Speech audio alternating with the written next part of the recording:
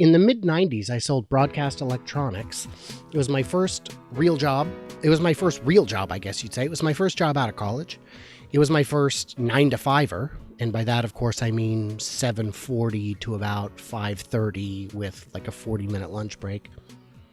My first job that had paid vacation. And to this day, my only job that had paid vacation. My first job with sick time, and my only job with sick time. Which is crazy. I've worked more or less nonstop since I was a teenager, since I was like 16. That, that's neither here nor there.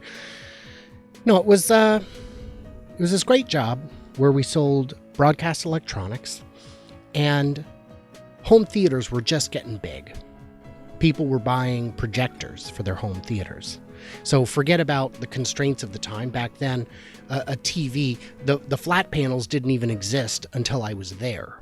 While I worked there in 96 or 7, the Fujitsu 42-inch flat screen came out, and it retailed for $15,000. And the damn thing weighed a ton, but it was beautiful. And it was so thin, it was like 6 inches thick. Now that's absurd by today's standards. TVs are like 2 inches thick now, or 1, and weigh a fraction as much. But I guess it was 5 inches, because you had a 4-inch behind the bevel and bevel? What am I talking about? So you could cut out a wall with 2x4 studs and recess it, and it would look like it was flush to the wall. Anyway, it was a big ass flat screen TV, and it was the first one. But the rich people weren't spending $15,000 on those. And by the way, dealer cost was $7,500. So if you got an awesome discount at $12,000, you were still getting ripped off. But they were new and exclusive. But no, you could buy a pretty awesome, bright SVGA projector for $2,500, which I did because I had the money back then. And you could have a home theater that would just crush it. And there was big concern from the movie industry that maybe this is going to be the end of movies.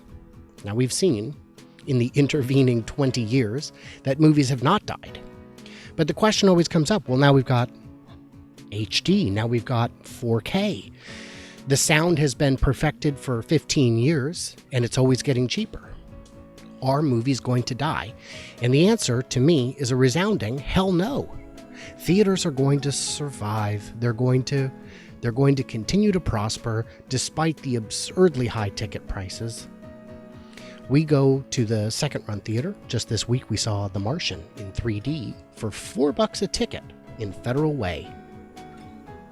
It was awesome. Now, I had already seen The Martian online.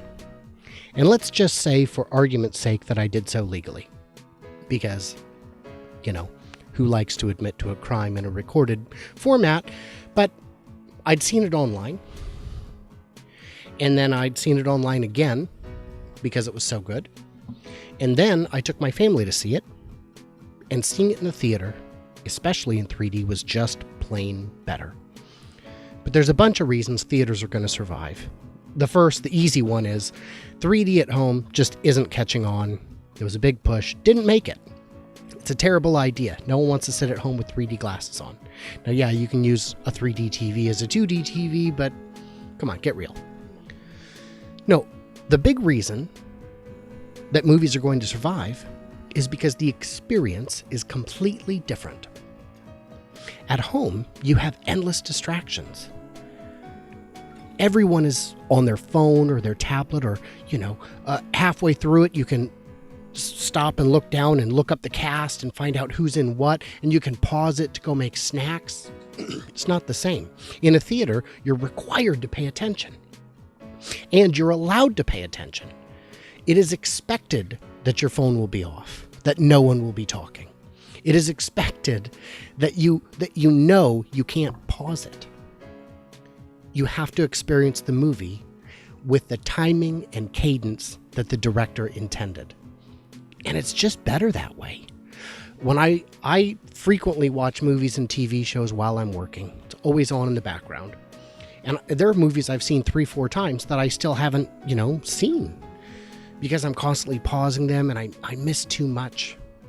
I tried to watch an interesting thriller, which I'll talk about in a hot stream at some point, and I finally had to just turn it off. I wasn't getting it.